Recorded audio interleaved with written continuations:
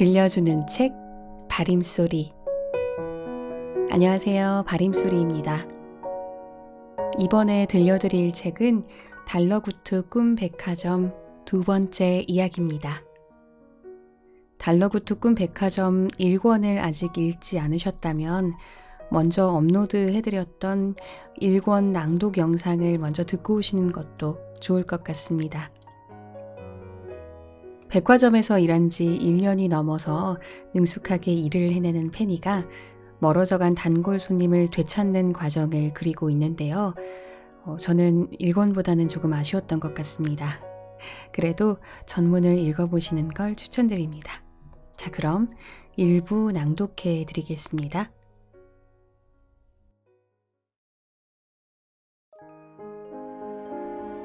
달러구트 꿈백화점 그 두 번째 이야기. 저자 이미예. 출판 팩토리9. 3장. 와와 슬림랜드와 꿈 일기를 쓰는 남자. 남자는 일찍 잠자리에 들기로 마음먹었다. 불을 끈 채 침대 머리맡을 붙잡고 천천히 침대 위로 몸을 올린 다음 구겨진 이불을 펼쳐서 덮고 누웠다. 그를 따라서 방에 들어온 반려견의 토독토독 발걸음 소리가 침대와 조금 떨어진 곳에 멈췄다. 반려견이 방석 위에 풀썩 주저앉아 최대한 편한 자세를 잡고 숨을 깊게 뱉었다. 남자는 그 익숙한 숨소리에 온종일 몸에 뻗어있던 긴장이 풀어지는 듯 했다. 내 방에 있으면 모든 것이 안전해. 남자는 잠자리에 들 때마다 오늘은 어떤 꿈을 꿀 수 있을지 기대하곤 했다. 그는 유난히 꿈꾸는 걸 좋아했고 오늘도 마찬가지로 눈을 감고 원하는 꿈을 머릿속에 그리고 있었다. 요즘 들어 원하는 꿈을 꾸는 빈도가 부쩍 낮아졌다는 사실이 마음에 걸렸지만 그래도 오늘 밤 꿈속에는 행운이 찾아오기를 간절히 바랐다. 그는 눈을 감고 있다가 자신도 모르는 새 얕은 잠에 빠져들었다. 잠든 남자의 귓가에 사람들의 웅성거리는 소리가 맴돌았다. 깊이 잠들지 못해 가늘게 남아있던 남자의 의식이 오늘도 원하는 꿈을 꾸기는 글렀다는 사실을 삽시간에 알아채고 만다. 그는 많은 사람의 움직임이 느껴지는 커다란 가게 앞에 잠깐 멈추어 서 있다가 발걸음을 반대 방향으로 옮겼다. 가게 안에서 남자를 발견하고 한 걸음에 뒤따라 나온 직원이 그를 애타게 불렀지만 그 목소리는 행인들 사이로 스며들어 그에게는 채 닿지 않았다. 남자는 그대로 점점 깊은 잠속으로 빠져들었고 그날 밤 아무런 꿈도 꾸지 못했다. 페니는 가게 밖에 서 있는 792번 손님을 발견하고 황급히 뛰어나가서 큰 목소리로 그를 불렀다. 하지만 남자는 듣지 못했는지 순식간에 인파 속으로 사라지고 말았다. 가게 밖의 손님을 일부러 불러들이는 호객 행위는 일절하지 않는 편이지만 오늘은 그냥 두고 볼 수가 없었다. 민원 관리국에서 792번 손님의 민원을 본 이후로 일주일이 흘렀다. 그 사이에 손님이 가게 앞까지 왔다가 그냥 가버리는 모습을 목격한 것이 벌써 3번째였다. 왜 저에게서 꿈까지 뺏어가려고 하시나요? 라고 적혀있던 민원대로라면 792번 손님이 가게에 꿈을 사러 올 때마다 누군가 강제로 꿈을 뺏으려고 몸싸움이라도 벌었어야 말이 될 것 같은데 그는 가게로 들어오지도 않고 잠깐 서성이다가 바로 돌아섰다. 도무지 이해가 가지 않았다. 페니는 가만히 있을 수 없었다.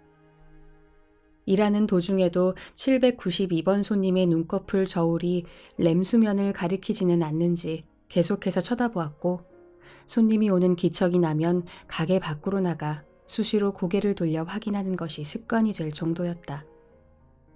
페니는 오늘도 그를 허무하게 떠나보내고 난 뒤 하던 일을 마저 하기 위해 다시 1층 진열대 앞에 섰다. 급하게 쫓아나가느라 정리하다 말고 마구잡이로 내버려둔 상자들이 다른 손님들의 발에 걸리적거리고 있었다. 죄송해요, 손님. 금방 치워드릴게요. 오늘 프런트의 일은 웨더 아주머니 한 명으로도 충분한 수준이었으므로 페니는 진열대 정리를 맡았다. 손은 바쁘게 움직이고 있었지만 머릿속에는 792번 손님 생각이 가득했다. 왜 들어오시지도 않고 그냥 가버리는 걸까? 모테일이 말한 것처럼 꾸고 싶은 꿈이 없어서? 혹시 우리 가게의 상품 목록에 문제가 있는 거라면 여기 이렇게 와 있는 손님들과 불티나게 팔려나가는 꿈들은 뭐지? 792번 손님의 취향이 갑자기 유별나게 바뀌기라도 한 걸까? 792번 손님만 생각하기엔 1층에서 페니가 일상적으로 해야 할 일들이 잔뜩 밀려 있었다. 페니는 우선 군데군데 비어있는 상품 진열대부터 채워야 했다. 주로 귀중한 꿈을 파는 1층에서는 지난 연말의 꿈 시상식에서 상을 받은 작품들이 날개 돋친 듯 팔려나가고 있었다. 수상작에는 여러 꿈 평론가들의 한 줄 평과 추천사가 적힌 태그까지 줄줄이 붙어 손님들의 구매 욕구를 자극했다. 그랑프리 수상작이라든가 3년 연속 베스트셀러 부문 노미네이트 등의 화려한 홍보용 띠지가 붙어있는 꿈은 대체로 잘 팔렸다. 그 외에도 수상자가 추천한 꿈이나 평론가들이 입을 모아 극찬한 꿈 등의 태그가 붙은 것도 사람들의 관심을 끌었다. 산더미 같은 꿈 상품들은 전부 꺼내볼 수 있었다면 좋았겠지만 그럴 수 없는 손님들로서는 제목만 보고 고르거나 누군가의 추천 또는 수상 이력이 있는 꿈들을 먼저 고르는 것이 효율적이었기에 이해하지 못할 현상은 아니었다. 외도 아주머니, 와와 슬림랜드에 살아있는 열대우림은 따로 진열대를 만드는 게 좋겠어요. 찾는 분들이 점점 많아져요. 페니가 프런트의 웨더 아주머니에게 말했다. 괜찮으니 그냥 두렴. 어차피 제작량이 판매량을 못 따라가니까 머지않아 진열대가 텅 비어버릴 거야. 1층 매니저 웨더가 힘없이 늘어진 빨간 곱슬머리를 손으로 쓸어 올려 집게핀으로 깔끔하게 정리하며 대답했다. 하지만 인기가 많은 1층의 꿈들 중에도 예외는 있었다. 야스누즈 오트라에 내가 괴롭혔던 사람으로 한 달간 살아보기가 그랬다. 그 꿈은 지난 연말 시상식에서 그랑프리 후보에까지 오른 수작이었지만 판매량이 너무 저조했다. 페니는 전설의 꿈 제작자 중 한 명인 그녀의 명성에 걸맞지 않은 이상한 일이라고 생각했다. 페니는 손님들의 눈에 잘 띄게끔 오트라의 꿈을 최대한 앞쪽으로 빼서 진열하고 앞치마에 묻은 작은 먼지들을 툭툭 털어낸 후 다시 프런트로 돌아갔다. 고생 많았어, 페니. 이 정도는 이제 식은 죽 먹기죠. 페니는 놓쳐버린 792번 손님 생각으로 여전히 심란했지만 겉으로는 활기차게 대답했다. 웨더 아주머니는 눈꺼풀 저울에 기름칠을 하고 있었다. 아주머니는 매니저답게 프런트 업무를 보면서도 틈날 때마다 진열장에서 움직임이 부자연스러운 눈꺼풀 저울을 귀신같이 짚어내서 뻑뻑한 곳에 정성스럽게 기름칠을 해주곤 했다. 바싹 마른 풀 냄새가 나는 기름을 눈꺼풀이 움직이는 부분에 칠하자 눈꺼풀 모양의 추가 부드럽게 위아래로 스윽하고 움직였다. 페니, 거기 작은 병을 좀 열어주겠니? 웨더 아주머니가 턱 끝으로 프런트 위에 놓인 작은 기름병을 가리켰다. 페니는 새 기름병의 뚜껑을 열고 입구가 넓은 그릇에 천천히 옮겨 부었다. 그래, 792번 손님에 관해 조금이라도 알아낸 게 있니? 웨더가 얇은 붓에 기름을 골고루 묻히면서 슬쩍 물었다. 아니요, 전혀요. 아직 진전이 없어요. 들어오시면 말을 걸어보겠는데 번번이 저만큼 먼 발치에서 그냥 돌아서시는걸요? 그랬구나.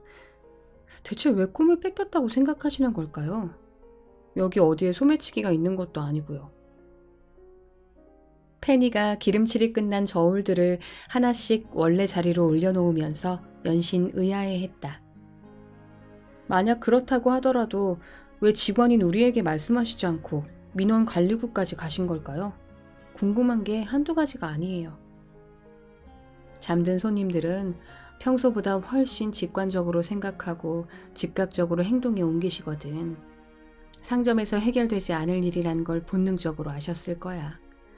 힌트를 하나 주자면 그 원인이 자신에게 있다는 걸 이미 알고 계실지도 몰라. 웨더가 진지하게 말하면서 기름이 묻어있는 붓을 하얀 천으로 감쌌다. 웨더 아주머니는 이미 792번 손님에 대해 알고 있는 듯 했다. 페니에게 찬찬히 생각해 볼 기회를 주려는 게 분명했다. 페니는 그 점이 고마웠지만 웨더 아주머니의 힌트조차 수수께끼 같았다. 원인이 자신에게 있다면 어떻게든 그 손님에 대해 알아봐야겠군요. 하지만 어떻게? 다음번엔 달려가서 이야기라도 걸어봐야 할까요? 신뢰되는 행동일 것 같은데. 지금 당장이라도 우리에게 남아있는 과거의 흔적들은 살펴볼 수 있지 않을까? 다행히도 그분은 우리 단골 손님이었으니까. 웨더가 기름병의 뚜껑을 꽉 닫으면서 힘주어 말끝을 맺었다. 당장 알 수 있는 거라곤 구매 이력밖에 없는데. 아, 그렇군요. 바보같이 왜 그 생각을 못했을까요? 그동안의 구매 이력을 찾아봐야겠어요. 그동안에 구매했던 상품에 문제가 있는지도 몰라요. 웨더는 프런트를 페니에게 맡기고 움직임이 불안정한 눈꺼풀 저울을 수리하기 위해 자리를 비웠다.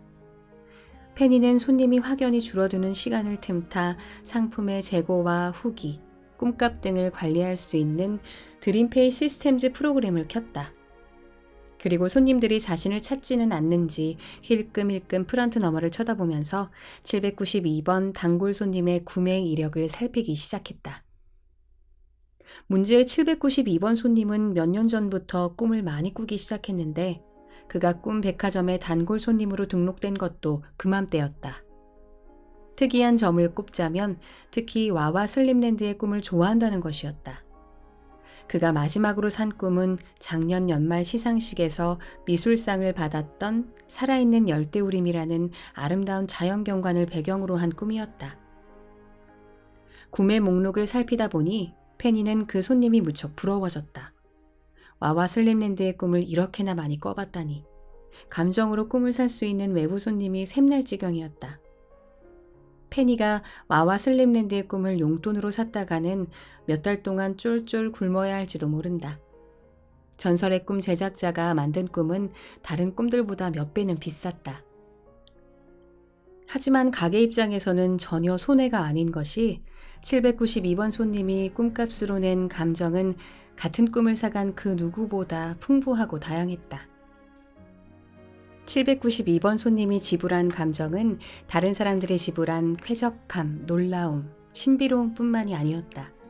이상하게도 그는 살아있는 열대우림을 꾸고 나서 소량의 상실감을 함께 지불한 기록이 있었다. 상실감이라니? 어울리지 않는 감정이었다. 그가 이토록 복잡한 감정을 느낀 것은 왜일까? 페니는 지푸라기라도 잡는 심정으로 후기를 살피기 시작했다. 후기는 보통 한 줄짜리 간단한 평으로 손님들이 꿈을 꾸고 나서 느낀 점을 아주 간단하게 적어놓을 뿐이었다. 예를 들어, 방금 잠든 것 같은데 벌써 아침이야? 굉장히 기분 좋은 꿈을 꾼 것 같은데 기억이 안 나네. 이건 무슨 꿈이지? 복권이라도 사야 하나? 등등 흘려 넘겨도 좋을 만한 것들이 대부분이었으므로 주의 깊게 보는 편은 아니었다. 페니는 그가 마지막으로 구입한 살아있는 열대우림에 대한 후기를 클릭했다. 놀랍게도 그것은 일기 형식으로 길게 남긴 후기였다. 운이 좋았다. 달러구트가 분명 요즘에는 꿈 일기를 쓰는 사람이 매우 드물다고 했다. 2021년 1월 15일. 지금의 감정과 감각을 꼭 남기고 싶다. 예전에는 하늘도 푸르고 산도 푸르다고 생각했다. 하지만 그건 얼마나 다른 푸르름인가. 꿈에서 본 열대우림은 살아있는 것처럼 시시각각 변했다. 온종일 보고 있어도 지루하지 않을 광경이었다. 하늘은 파랗게 푸르렀고 오후의 나뭇잎은 저마다의 노랑과 초록빛으로 푸르고 물방울이 맺힌 풀잎은 너무나 맑게 푸르러서 그 모든 고유한 푸른색을 내 눈에 담아냄과 동시에 각각을 구분할 수 있다는 사실이 감격스러웠다. 내가 보던 세상도 정말로 이렇게 아름다웠을까? 요즘 들어 간혹 꿈에서도 보이지 않을 때가 있다. 두렵다. 잠드는 게 두려울 정도로 고통스럽다. 이미 많은 걸 빼앗긴 내가 꿈까지 빼앗길 거라고는 생각하지 못했다. 이건 마음의 준비가 되지 않은 일이다. 아니, 마음의 준비가 되더라도 너무 힘든 일이다. 만약 영화나 소설에서 본 것처럼 꿈을 만드는 사람들이 정말로 존재한다면 제가 계속 꿈을 꿀 수 있게 해주세요. 부탁이에요. 저에게서 꿈까지 빼앗아 가지는 마세요. 792번 손님의 꿈 일기는 민원에서 확인한 것과 같은 구절로 끝났다. 페니는 손님의 상황을 어렴풋이 짐작할 수 있었다. 남자는 잠에서 깨자마자 상체를 일으키고 손을 뻗어 전등 스위치를 켰다.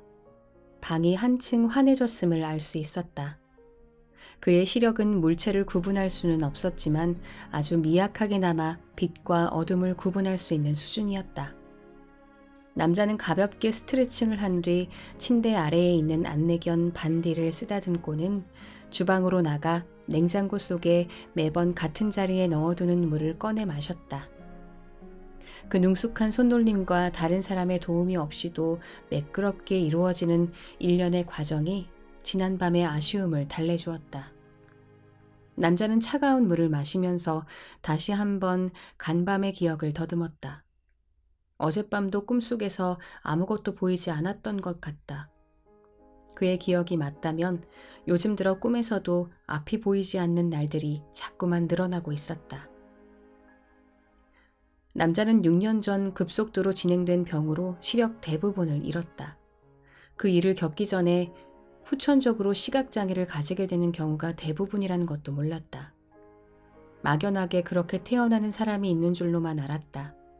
보이는 세상에 사는 사람들 대부분이 그렇듯이 남자에게 앞이 보인다는 것은 굳이 자신이 가진 능력들 중에 포함시키지 않아도 될 만큼 너무나 기본적이고 당연한 능력이었다. 그래서 처음 병을 진단받았을 때는 일주일 정도 앓다가 갑자기 자연스럽게 치유될지도 모른다고 생각했다. 하지만 의사로부터 왜 보이지 않는지, 왜 앞으로도 볼 수 없는지에 대한 설명을 듣고 나서는 닥친 현실을 받아들일 수밖에 없었다. 주변 사람들은 그의 정신력이 무척 강인하다고 했다. 남자 역시도 스스로가 이상하다고 느껴질 정도로 냉정하고 이성적이었다. 너무 충격적인 일을 겪으면 오히려 정신이 맑아지고 해야 할 일에만 집중이 될 때가 있는데 그때가 그랬다.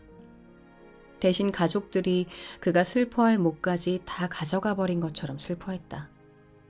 이제 와서 돌이켜보면 위험에 처한 자신을 보호하기 위해서 그의 몸이 생존에 불필요한 외부 요인은 칼같이 차단해버린 것 같기도 했다. 그때 자신의 생존을 가장 위협하는 것이 그의 감정이라는 걸 몸은 알고 있었는지도 모른다. 그는 막막함과 절망감이 온몸을 뒤덮지 않도록 필사적으로 당장 습득하고 적응해야 할 일을 해내가기 시작했다. 걷는 연습부터 다시 해야만 했다. 지팡이를 들고 장애물을 피하는 연습을 하고 벽 쪽에 붙어 걷는 노하우를 터득했다. 가족뿐만 아니라 주위의 많은 사람들의 도움을 얻어 집 근처를 혼자서 걷는 연습을 하게 되기까지 일반적인 경우에 비해 훨씬 짧은 시간이 걸렸다. 남아있는 온 감각을 다 쏟아부어서일까? 이상한 말이지만 재활 훈련을 하면서부터 주변의 모든 것들이 이전과는 확연히 다르게 아주 짙고 선명하게 그에게 돌아왔다. 집 앞에서 대로변으로 나가는 걸음수, 불규칙하게 패인 도로와 군데군데 끊어진 타일, 집 근처 식당에서 풍겨오는 시간대별로 다른 냄새들까지. 그전에는 어떻게 이런 걸 그냥 지나칠 수 있었나 싶을 정도로 많은 정보가 중첩되어 그에게 들어왔다. 잃었던 일상을 하나씩 되찾아내는 것은 점자를 찍고 더듬어 읽어내는 것만큼 더딘 일이었지만 하루하루 삶의 밝기가 한 단계씩 높아지는 성취감이 뚜렷한 일이었다. 방 안에 가만히 누워있는 것보다 남자에게는 훨씬 잘 맞았다.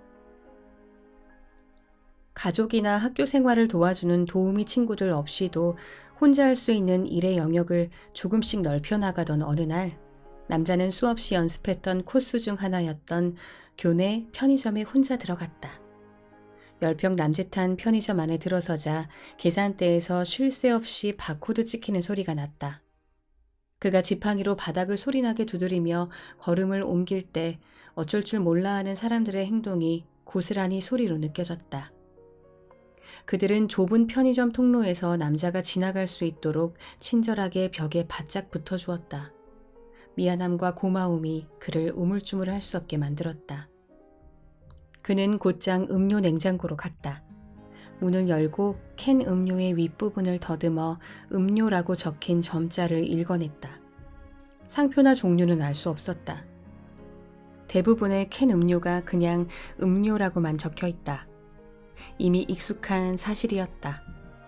남자는 자주 마시는 음료의 위치를 기억하고 있었으므로 가운데 냉장고, 딱 가슴 언저리까지 오는 높이 맨 왼쪽 음료를 집어들었다. 이게 맞을까?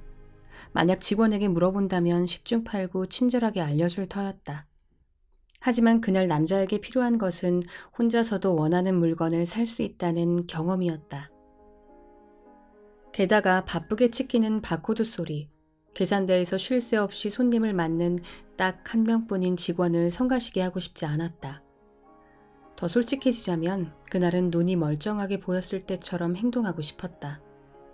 남자는 예전에도 누군가 바빠 보이면 제 일을 알아서 해낼 뿐 아니라 남에게 도움을 주기도 하는 사람이었다. 주위에서 눈치 빠르고 매너가 좋은 사람이라는 칭찬도 심심찮게 들었다. 남자는 시력을 잃기 전 자신의 모습을 잃고 싶지 않았다. 그날따라 그런 마음이 너무나 강하게 들었던 게 화근이었을까? 편의점을 나와 캔 뚜껑을 열고 한 모금을 들이켰을 때 평소에 자주 마셨던 음료가 아니라는 걸 알자마자 그간 잘 버텨주었던 의지가 처참하게 꺾이고 말았다. 진열 방식이 불시에 바뀐 것까지 그가 알 수는 없는 노릇이었다. 평소였다면 다음부터는 꼭 여쭤봐야겠다 하고 넘어갈 수도 있을 문제였다. 그것 하나만 놓고 보면 아무 일도 아니었다. 하지만 그날따라 예전의 그로 돌아갈 수 없을지도 모른다는 생각, 시력만 뺏긴 게 아니라 자신다움도 함께 잃어버렸다는 생각이 그를 집어삼키고 말았다. 더불어 그간 늘 친절하고 상냥하다고 생각했던 동네 사람들의 젊은 사람이 딱해서 어떡하냐는 말 한마디 한마디가 다시 머릿속에서 재생되면서 부지불식간에 심사가 뒤틀리기 시작했다. 내가 딱하다는 건 나 자신이 가장 많이 느꼈어요. 그걸 겪어내고 이렇게 나와 있는 거라고요.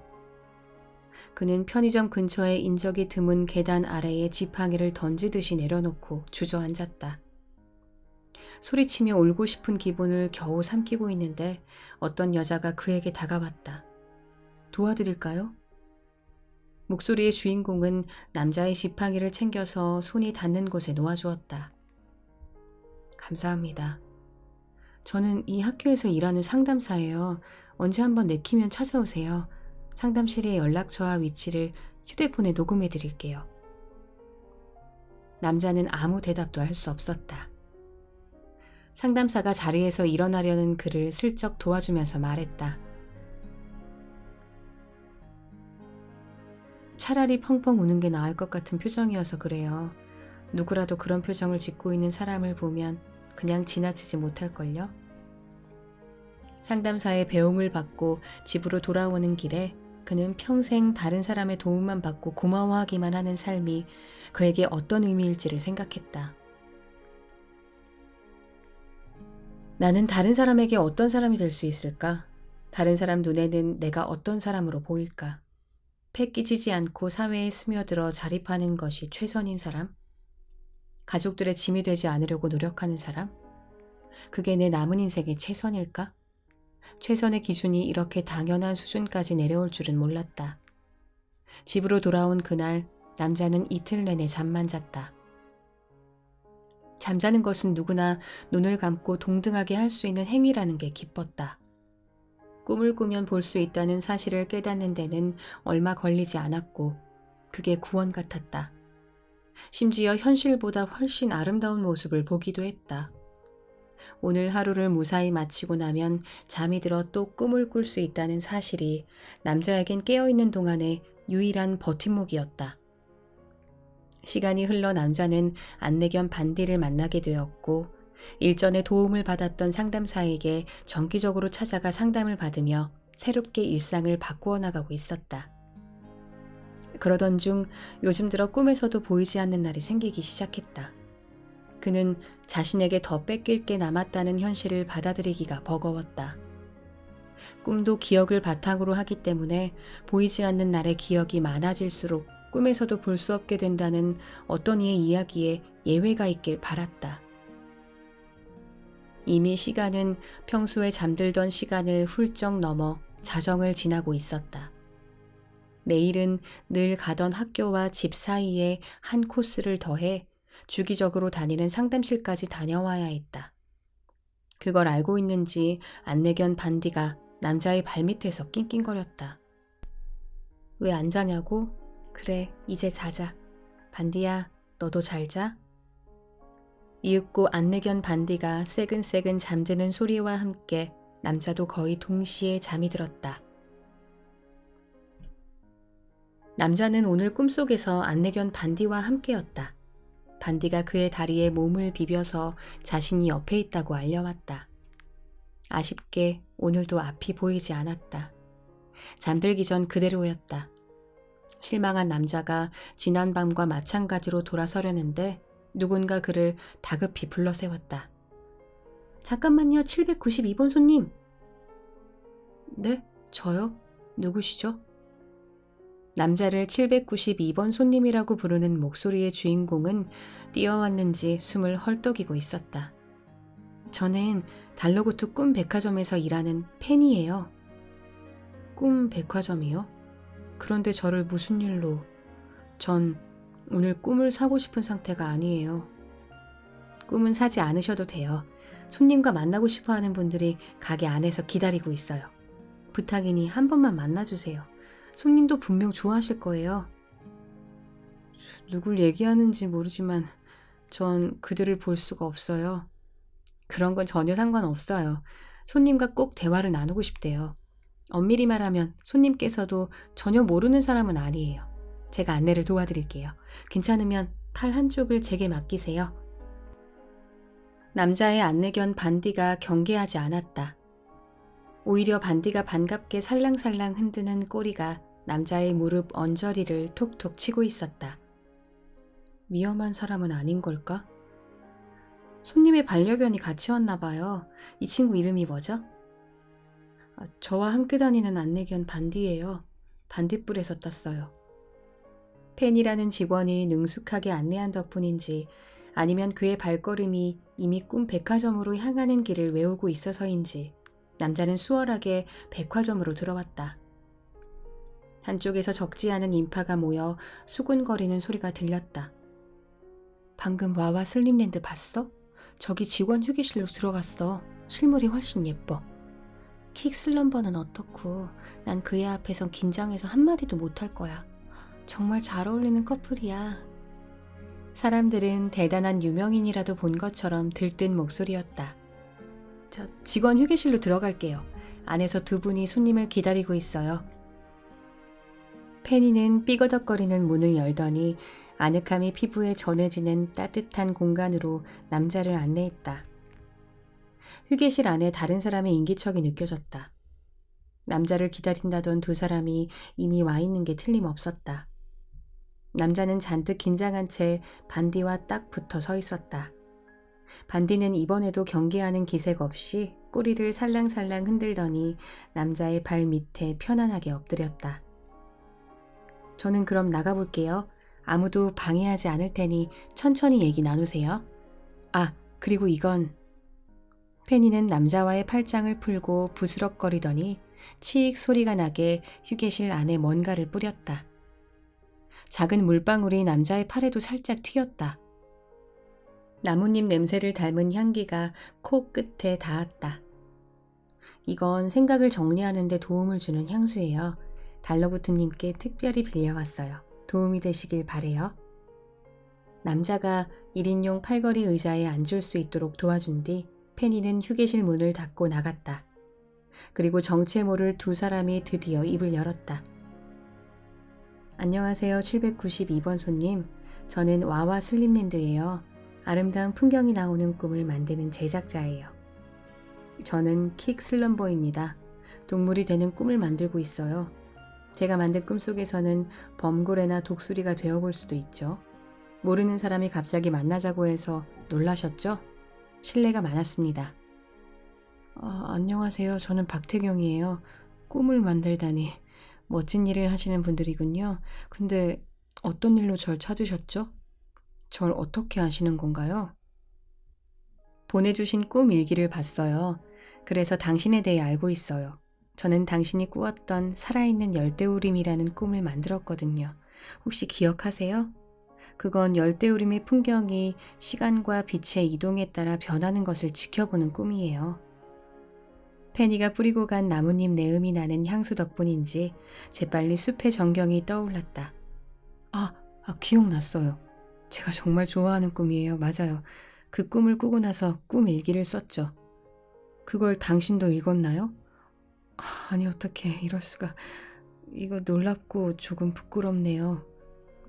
부끄럽긴요. 꿈을 꾸고 난 뒤에 일기를 쓰면 그 내용이 백화점으로 전달된답니다.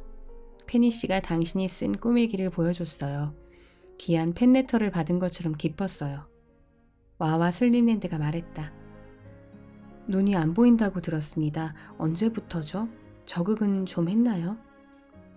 킥 슬럼버라고 자신을 소개한 남자가 단도직입적으로 물었다. 꽤 적응했죠. 6년이나 지났으니까. 6년이라면 아직 완전히 적응하기엔 짧은 시간이군요. 전 오른쪽 무릎 아랫부분이 없는 채로 태어났습니다. 덕분에 적응할 시간이 아주 길었죠. 운이 좋았다고나 할까요? 킥 슬럼버는 솔직하게 자신의 얘기를 꺼냈다. 그는 불편할 수 있는 말들을 아무 일도 아닌 것처럼 들리게 하는 재주가 있었다. 처음 보는 저에게 거리낌 없이 이야기하시네요. 솔직히 말하자면 저는 이 상황이 조금 어색한데요. 남자가 솔직하게 털어놓았다. 왜냐하면 당신은 우리와의 만남을 잠에서 깨어나면 잊어버릴 가능성이 높거든요. 그래서 허심탄회하게 이야기할 수 있다는 거죠. 쑥스럽지만 우린 여기서 너무 유명해져 버렸고 마음 편히 속을 털어놓는 사람이 별로 없어요. 이기적으로 들리겠지만 나도 그렇고 와와 슬림랜드도 그렇고 당신 같은 친구가 필요해서 다짜고짜 찾아온 거예요. 우리가 당신에게 도움을 받는 것처럼 당신도 우리를 한번 마음껏 이용해보는 게 어떻습니까? 킥 슬럼버가 말하면서 자세를 굳혀 앉았다. 그가 앉은 방향에서 의자에 삐거덕거리는 소리가 났다. 당신이 사는 이 세계와 우리의 세계가 잠을 매개로 이어져 있는 건 신이 주신 다정한 운명일지도 몰라요. 서로 어떤 말을 나누어도 좋을 꿈속의 친구가 되어줄 수 있잖아요. 와와 슬림랜드의 설득력 있는 목소리가 휴게실 안을 메웠다. 잠에서 깨어나면 잊어버릴 사람. 그건 나쁘지 않네요. 남자가 마음을 열자 킥과 와와는 몇 달이나 수다를 떨지 못한 사람들처럼 쉴 새 없이 별별 이야기들을 풀어놓았다.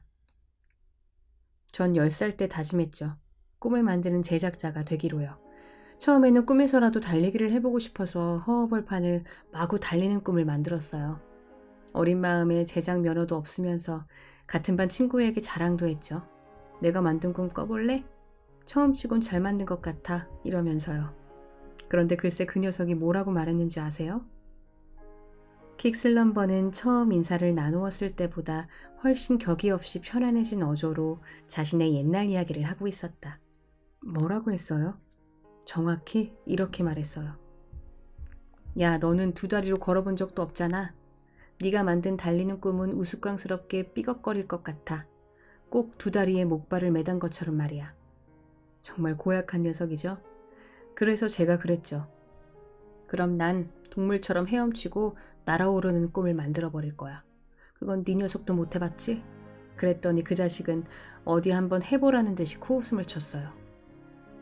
남자는 킥 슬럼버 앞에서 어떤 표정을 지어야 할지 순간 난감했다. 최대한 연민이 섞이지 않은 표정을 짓고 싶었다. 킥 슬럼버가 남자의 복잡한 표정을 눈치챘는지 호탕하게 웃었다. 방금 당신의 얼굴이 정말 볼만했어요. 불쌍하게 여기지 않으려고 애를 쓰더군요. 제 말이 맞나요? 제가 그런 표정을 싫어하거든요. 그래서 그 후로 어떻게 됐나요? 정말로 동물처럼 헤엄치고 날아오르는 꿈을 만들었나요? 그로부터 3년 뒤에 올해의 꿈 시상식에서 그랑프리를 받았어요. 태평양을 가로지르는 범고래가 되는 꿈으로요. 겨우 13살이었죠. 어떻게 그럴 수 있었죠? 어디서 그런 힘과 의욕이 솟아나던가요? 저는 꿈을 만드는 일에 대해선 전혀 모르지만 모든 게 다른 사람보다 쉽지 않았을 텐데요. 모든 힘은 제가 가진 행복에서 나오고 의욕도 행복해지고 싶다는 열망에서 나와요. 저는 이곳에서 저처럼 몸이 불편한 사람의 희망이라는 말을 많이 들어요. 기쁜 일이죠. 하지만 제가 하는 행동은 대부분 그저 내가 행복하기 위함이에요. 다른 사람의 희망이 되기 위해 평생을 살 수는 없는 노릇이니까요. 처음 만든 꿈도 마찬가지예요. 그 꿈은 해안에서 멀어지는 범고래의 시점으로 진행돼요. 그건 저 자신을 나타낸 거였어요. 제가 살아가기에 너무나 제약이 많은 이 세상을 벗어나고 싶었어요.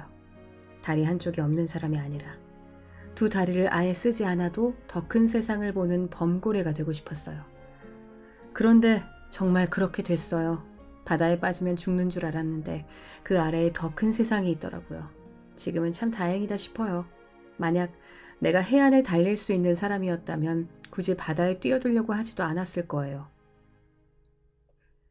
킥은 자신의 생각을 막힘없이 털어놓았다. 대단하네요. 저는 아직 작은 일을 할 때도 다른 사람들의 시선을 신경 쓰느라 애를 먹거든요. 사람들이 불쌍하게 보거나 저 때문에 난처해하는 게 신경 쓰여서 저한테 집중하기가 힘들어요. 우린 살면서 한 번도 타인의 시선으로 자신을 본 적이 없어요. 그 사람이 나를 보는 표정, 목소리 같은 정보로 그저 추측할 뿐이죠. 오히려 너무 많은 정보가 진실을 가릴 때가 있잖아요. 보이는 게 다가 아니라는 말처럼요. 어차피 알 수 없다면 당신을 응원하는 사람의 얼굴을 상상해 보세요. 우리도 지금 그렇게 당신을 보고 있어요. 응원하는 사람들. 그렇네요. 저를 도와준 사람이 너무 많아요. 가족들, 친구들, 그리고 제가 의지하는 상담사 선생님까지도요. 남자가 진지하게 말했다. 그리고 덧붙였다. 저도 비장애인이었다면 그렇게 행동하는 사람이었으면 해요. 도움받는 만큼 저도 다른 사람을 응원하고 헤아려주고 싶어요. 그런데 그거 아세요?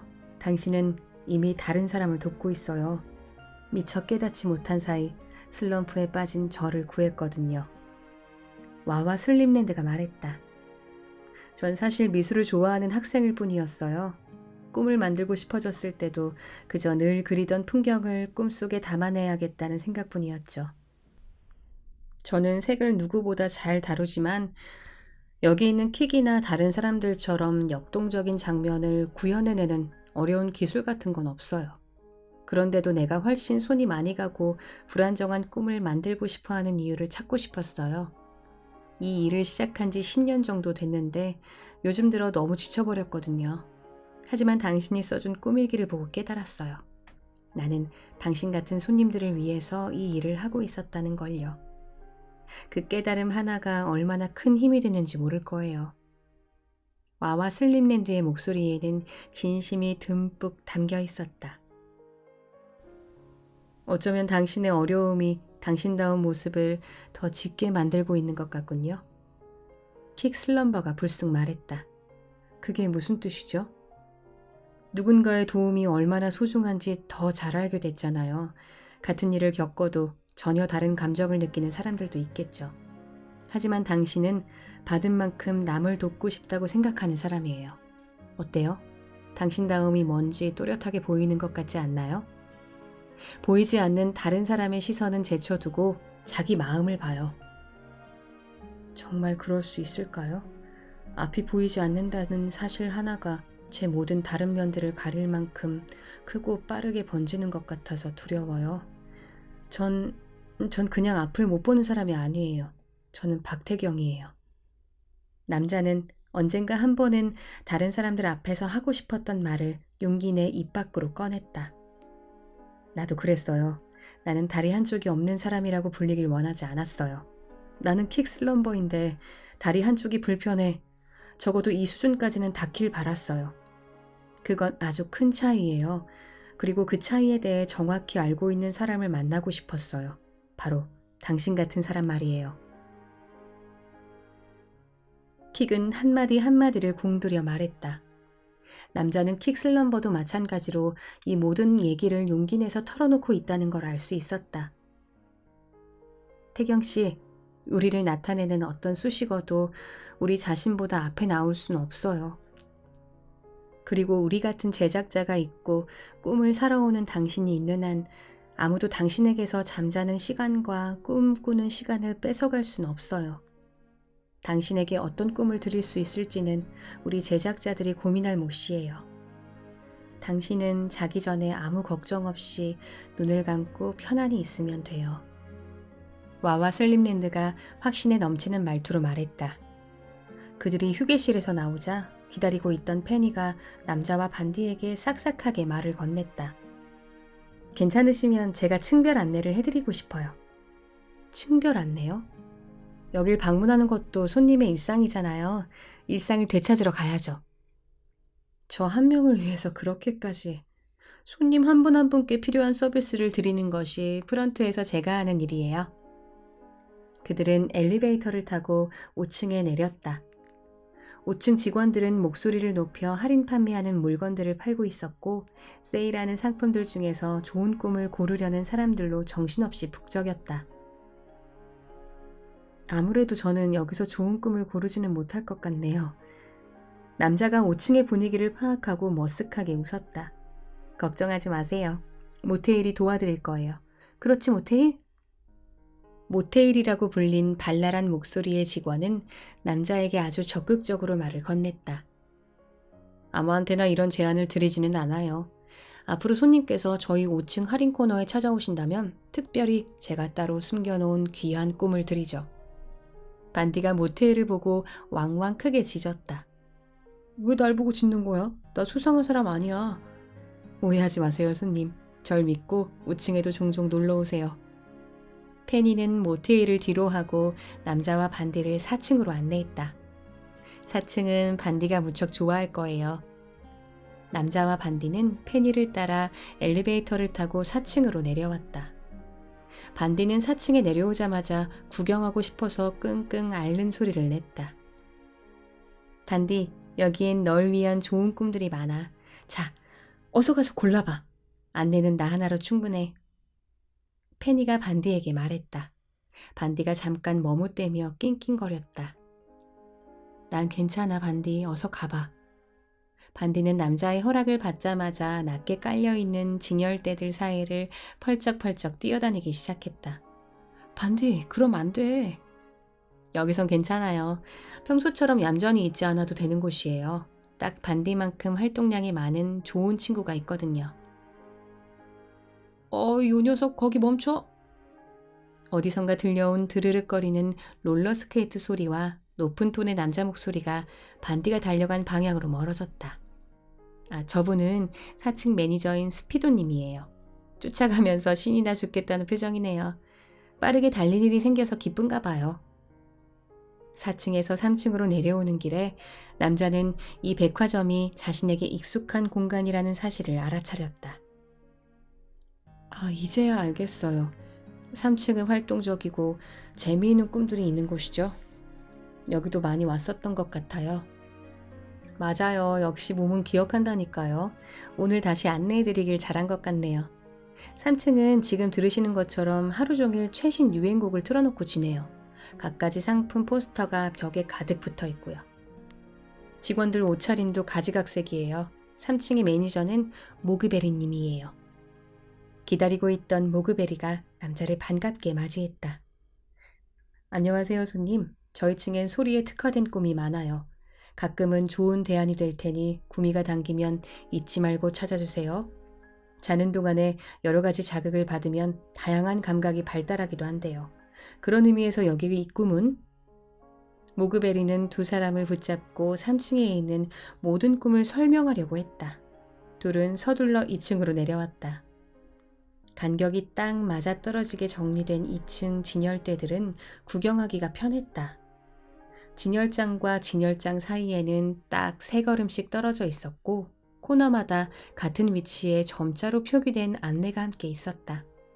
여기 이 버튼을 누르면 음성 안내도 가능합니다. 2층의 비고 마이어스가 남자를 묵묵히 에스코트하면서 설명했다. 제가 손님에게 권하고 싶은 꿈은 추억 코너의 꿈입니다. 여러 번 시행착오를 거쳐야겠지만 운이 좋은 날엔 시력이 나빠지기 전에 추억을 꿈에서 보실 수 있을 겁니다. 제가 알아본 바에 의하면 손님께서는 방대한 양의 추억을 보유하고 계시더군요. 그러니 앞으로 영영 볼 수 없을 거라고 섣불리 단정하기엔 이른 것 같습니다. 비고가 자세히 설명했다. 페니는 무뚝뚝한 그의 표정을 빼놓고 저 목소리만 듣는다면 어느 층의 매니저보다 친절하다고 느낄 거라 생각했다. 2층의 꿈이 마음에 드시나 봐요. 네, 추억이 있어서 정말 다행이에요. 이제 1층만 남았군요. 1층은 제가 일하는 곳이에요. 특수한 꿈이나 아주 인기가 많은 꿈들이 준비되어 있어요. 페니가 1층에 새로 마련한 코너로 남자를 안내했다. 여기저기 흩어져 있는 특수한 꿈들을 모아봤어요. 소리가 안 들리는 손님을 위한 자막이 나오는 꿈도 있고요. 수어가 지원되는 꿈도 있어요. 부끄럽지만 저도 이런 꿈들이 있다는 걸 최근에 알았어요. 소수의 사람들을 위해 꿈을 만드는 사람들이 있다니 정말 고마운 일이네요. 꿈을 찾는 손님이 소수인지 다수인지는 중요하지 않아요. 손님들은 모두 원하는 꿈이 다른걸요. 저는 여기서 1년밖에 일하지 않았지만 지난 1년 동안 그 사실을 똑똑히 배웠어요. 어떤 손님은 예지몽을 싫어하세요. 또 다른 손님은 낮잠 잘 때 꿈꾸는 걸 좋아하지만 늘 후회해요. 그리고 지금 제 옆에 계신 792번 손님은 특수한 꿈이 필요한 것이고요. 그냥 그뿐이에요. 그러니까 손님은 가게 안으로 들어오시기만 하면 돼요. 그날 밤 남자가 유난히 잠꼬대를 많이 했던 탓에 반디는 먼저 일어나 있다가 남자가 깨어나자마자 그의 손을 핥았다. 꿈에서 만난 사람들이 아직 기억에서 사라지지 않았다. 그들의 목소리가 남자의 귓속에 머물러 있었다. 틀림없이 다정한 대화를 나눈 것 같아 내용을 되뇌어 보려고 애썼다. 하지만 무질서하게 머릿속에 떠돌던 문장이 단어가 자음과 모음으로 부서져 내리더니 금세 흔적도 없이 사라지고 말았다. 꿈에서 만난 그 사람들은 누구지? 주변에 아는 사람이 꿈에 나온 건가? 아니야, 모르는 사람이야. 꿈속의 사람들은 남자를 아는 사람처럼 대단한 것 같은데 분명 남자는 모르는 사람들이었다. 확실히 처음 듣는 목소리였다. 하지만 그럴 리가 없다. 살면서 스쳐 지나간 이름 모를 사람들과의 대화가 재구성되어 꿈에 나왔을 뿐일 것이다. 뇌의 우연한 활동이라고 치부하기엔 석연치 않은 부분이 있었지만 그렇게 믿는 수밖에 없었다. 잠을 자는 동안 누군가를 정말로 만나고 왔을 리는 없으니까. 남자는 침대에 앉은 채로 지난밤의 꿈에 대해 한참을 더 생각했다. 절대 잊지 말아야겠다고 생각한 말이 있었던 것 같은데 그때 불현듯 떠오른 말이 입 밖으로 자연스럽게 흘러나왔다. 전 그냥 앞을 못 보는 사람이 아니에요. 저는 박태경이에요. 남자는 알지 못했지만 밤새도록 잠꼬대처럼 되풀이해서 입에 붙어버린 말이었다. 남자를 지켜보던 반디가 작은 소리로 왕하고 말하듯이 짖었다. 남자는 자리에서 일어나 반디를 정성껏 쓰다듬었다. 오늘도 잘 부탁해. 그건 반디뿐만 아니라 동시에 자기 자신에게 하는 말이기도 했다. 그는 학교 수업을 마치고 상담실로 발걸음을 옮겼다. 반디와의 걸음에 호흡이 척척 맞았다. 도착하자마자 상담사인 윤 선생님이 문을 잡아주며 반갑게 인사를 건넸다. 어서 와요, 태경 씨. 그동안 잘 지냈어요? 반디도 안녕. 선생님도 잘 지내셨죠? 반디가 조용히 상담실 안에 자리를 잡고 엎드리면서 리드줄이 바닥에 닿는 소리가 났다. 반디가 오늘 기분이 무척 좋아 보여요. 상담사 선생님의 살가운 목소리가 기분 좋게 귓가에 울려 퍼졌다. 반디는 여기 오는 걸 정말 좋아해요. 건물 뒤편에 있는 뜰이 넓잖아요. 상담 끝나면 늘 거기서 한바탕 실컷 뛰고 가거든요. 반디, 넌 형아랑 늘 어디든 같이 다녀서 좋겠어. 정말 그렇게 생각하면 좋겠네요. 자, 그럼 오늘도 꿈 이야기를 해볼까요? 요즘 그들의 화제는 꿈 이야기였다. 상담사 윤 선생님은 꿈을 통해 사람들의 마음을 들여다보고 함께 이야기 나누는 걸 좋아했다. 어젯밤 꿈이 굉장했어요. 꿈속에서 여러 사람들을 만났죠. 꿈속에서도 그들을 볼 수는 없었지만 꼭 예전부터 알고 지낸 것처럼 익숙하고 편안했어요. 맞아요. 반디도 함께 있었던 것 같아요. 꿈에서 만난 사람들은 정말로 존재하는 사람들 같았어요. 제 무의식이 만들어냈다고 하기엔 그 상황과 그들의 말과 행동이 너무도 구체적이었어요. 정말 이상하죠? 전혀 이상하지 않아요. 그런 경험을 하는 사람들은 제법 많아요. 그런가요? 그렇다면 정말로 우리가 기억하지 못하는 어떤 세계가 있는 건지도 모르겠네요. 남자가 신이 나서 말했다. 그래요. 정말 그럴지도 모르죠. 남자는 윤 선생님이 어떤 표정인지는 알 수 없었지만 그녀의 말투에 아주 깊은 그리움이 묻어있다는 걸 느낄 수 있었다. 더 기억나는 건 없나요? 태경 씨의 꿈 얘기를 더 듣고 싶네요. 남자는 윤 선생님의 목소리만 듣고도 그녀가 어느 때보다 적극적으로 관심을 가지는 것을 알았다. 저도 더 말하고 싶지만 기억해내려고 애쓸수록 더 빠르게 잔상이 사라져버려요. 이럴 줄 알았으면 일기라도 적어둘 걸 그랬어요. 꿈 일기를 쓰면 훨씬 오래 기억할 수 있거든요. 기록이 기억을 만든다는 말도 있잖아요. 그런데 윤 선생님도 꿈을 자주 꾸세요? 선생님의 꿈 얘기도 듣고 싶어요.